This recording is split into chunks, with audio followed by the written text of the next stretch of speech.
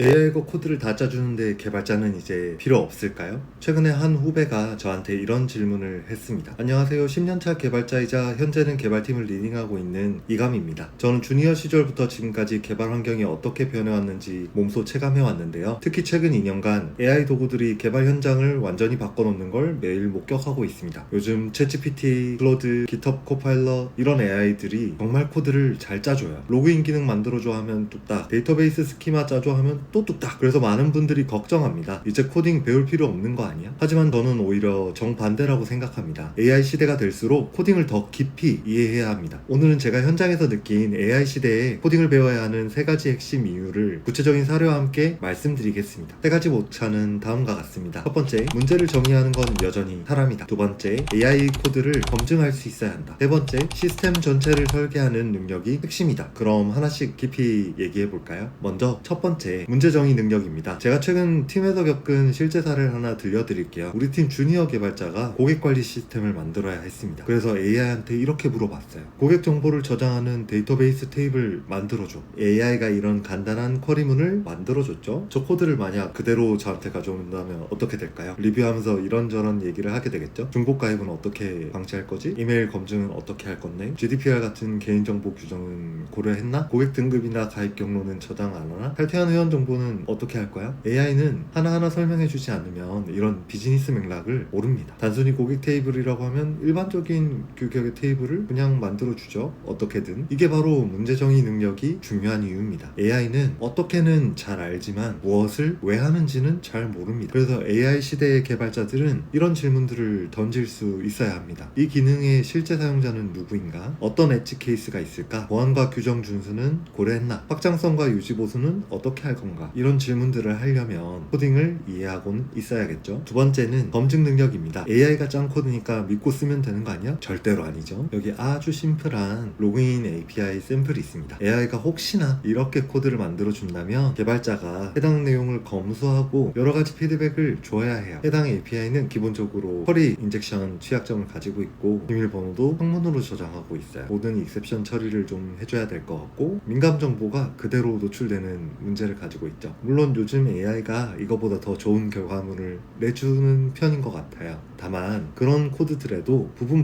예상치 못한 이런 리스키한 지점들이 존재하기 때문에 그런 내용들은 개발자들이 검수를 해서 걸러내줘야 되는 부분이 있습니다. 방금 사례는 보안 취약점 관련 이슈고요. 그리고 이것과 비슷한 문제로는 성능 이슈 그리고 유지보수성 관련 이슈가 있습니다. 그래서 일반적으로 AI 코드를 검증할 때는 첫 번째 보안 검증을 해야 하고요. 성능 검증 그리고 유지보수성 검증을 해야 할 필요가 있습니다. 특히나 프론트엔드 코드 관련된 거에서는 유지보수성 검증이 정말 많이 발생해요. 기존에 있던 코드를 또 쓰고 또 만드는 잘못을 저지르는 경우가 굉장히 많거든요. 이런 것들에 대해서 다 검증을 하려면 결국 코드를 깊게 이해해야 하고 리뷰를 하는 습관과 경험이 많이 필요할 거예요. 세 번째면서 가장 중요한 능력, 시스템 사고 능력이에요. AI는 레고 블럭은 잘 만들지만 전체 건물을 잘 설계하지 못해요. 예를 들어서 이커머스 사이트를 만들어 달라고 한다면 개별 기능들을 뚝딱뚝딱 만들 거예요. 하지만 사람이 기본적으로 하는 몇 가지의 생각들에 대해서 초기부터 같이 잘 생각해주진 못할 것 같아요. 트래픽이 10배로 늘어난다거나 결제 실패 시 재고는 어떻게 복구할지, 마이크로 서비스로 분리한다면 어떻게 할지, 대량의 이메일을 보내는 케이스가 있다고 했을 때 1000건 뭐 이렇게 보내는 건 조금 딜레이가 있더라도 문제가 없어요. 어떤 어플리케이션에선 2만 건, 3만 건을 한꺼번에 보내야 될 때도 있고 그런 경우에는 우리가 메시지를 큐잉 한다거나 하는 형태로 몇 가지 전략들을 더 끼워 넣어야 하는 경우가 있는데 AI가 그런 부분에 있어서 아주 능동적으로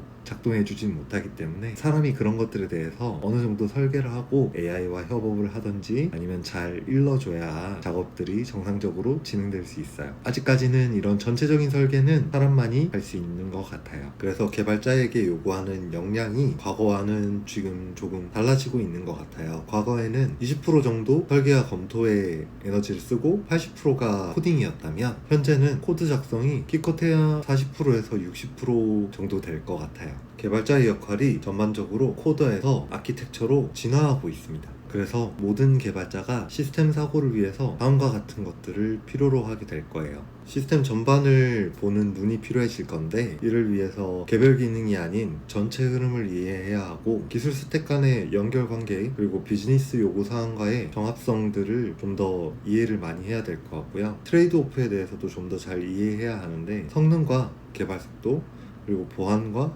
사용성, 비용과 확장성, 이런 부분을 좀 더 일찍인 시점부터 개발자들이 인지하고 실제 개발 프로젝트에 적용할 필요가 있어 보여요. 한 번 더 정리하겠습니다. AI 시대에 코딩을 배워야 하는 세 가지 이유. 첫 번째, 문제 정의 능력. AI는 what과 why를 잘 모른다. 두 번째, 검수 능력. AI의 실수를 잡아낼 수 있어야 한다. 세 번째, 시스템 사고 능력. 전체를 설계하는 건 결국 사람 몫이다. AI 시대의 개발자는 더 이상 코드를 타이핑하는 사람이 아니게 됐습니다. 문제를 정의하고 검증하고 설계하는 엔지니어입니다. 오히려 AI 덕분에 우리는 더 본질적인 일에 집중을 할 수 있게 되었습니다. 이상 10년차 개발자가 전하는 AI 시대의 코딩 이야기였습니다. 혹시 더 궁금한 점이 있으시면 댓글로 남겨주세요. 저나 제 프로젝트에 관심 있는 분들은 고정 댓글에 있는 링크로 연락주세요.